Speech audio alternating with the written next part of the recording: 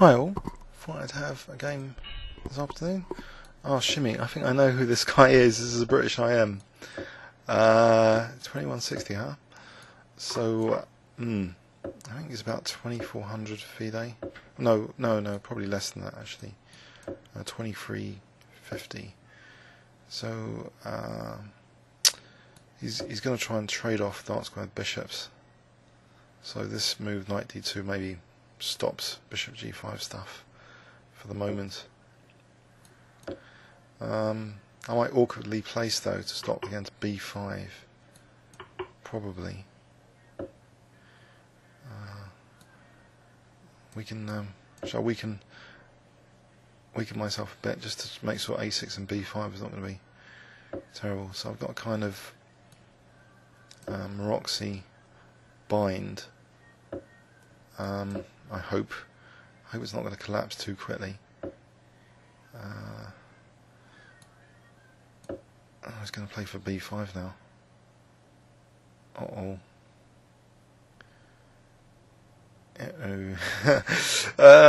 dear, b5 looks as though that could be good. And also weaken this diagonal. I don't think I played this opening that well. Right, he's going for the dark squares. Let's try and tuck the bishop to f1. To knight f4, bishop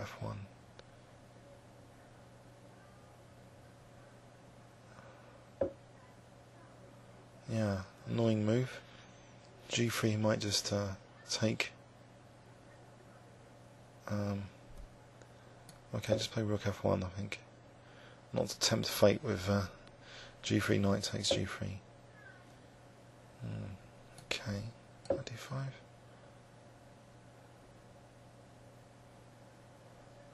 I'm getting a bit in a mess.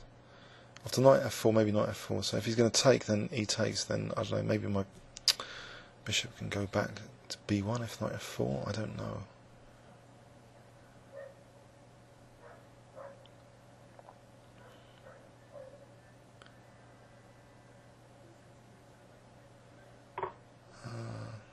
Okay.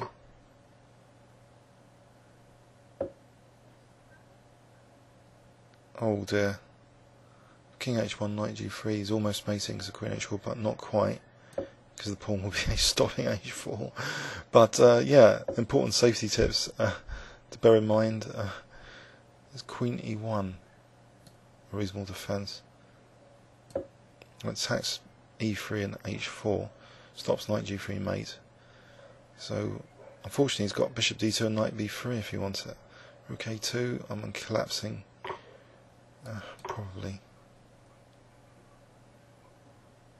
Probably a little bit, but at least I think c4 is protected. Knight f4, bishop f1. Got the b file potentially.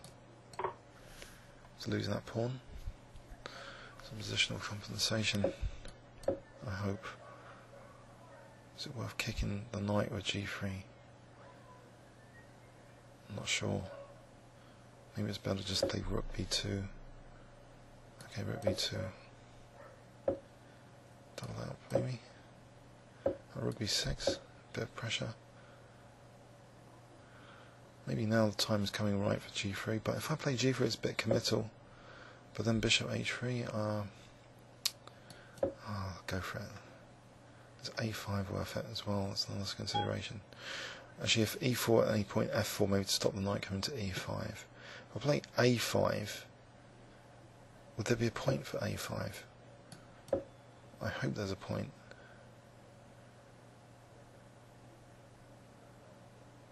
Okay, let's see. Well, c5. So knight d5, bishop c4. Oh, knight b6. Bishop h3, just to cause a potential weakness with g6. Okay.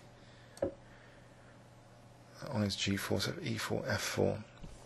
Put my king maybe up here and then play c5. That's c5 now. Probably not. Put my king over to the queen side. So knight c7. knight c7, there was a rook b7. So if I bring my king over here, is that any good? So my rook on b6 is going to be trapped. Probably end up losing it to the knight if I'm not careful. Okay, now what the king is doing, what is the king doing on a4? That's a good question. Don't really know actually. What about rook c1 and c5? Rook gives the king a purpose. I don't want this g file used. I better try and clamp down on g5. I was going to use that. Alright, I'll leave the rook to come to h1 if g5 takes rook h1. Come to h8, maybe. Bishop's got an entry point, maybe on h5. Okay, friendly rook d6. Okay, knight f6, bishop h5. Is there anything after that? What about c5 here? Oh god, I've just given d6. And the cd6 is good here. I don't know. cd6, knight e6. Is there anything? I don't know. Okay, rook h6. Why not? To avoid using the bishop with bishop h5, just to keep this pressure going. Is bishop c4 worth it? I don't think so. Actually, to hold on, bishop c4 e2, so I can't. So I have to get in this d6 though.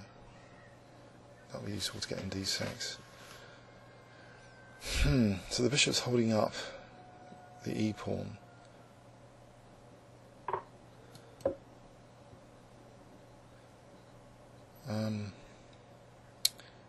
Like bishop c4 to e6.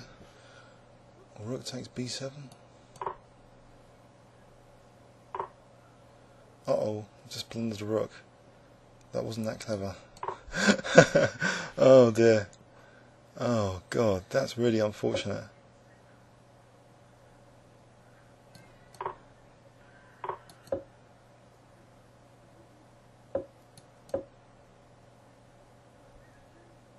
And king's come c6.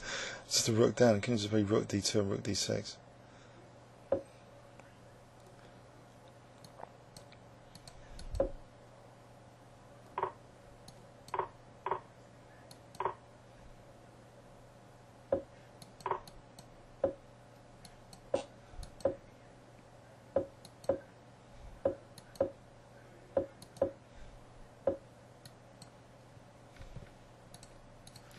Oops.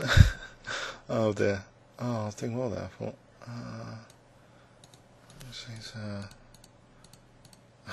b7. Oh, this was good. I thought, maybe it's, I don't know, maybe it's not good. Just, I don't know. Yeah, please leave any comments or questions on YouTube. Thanks very much.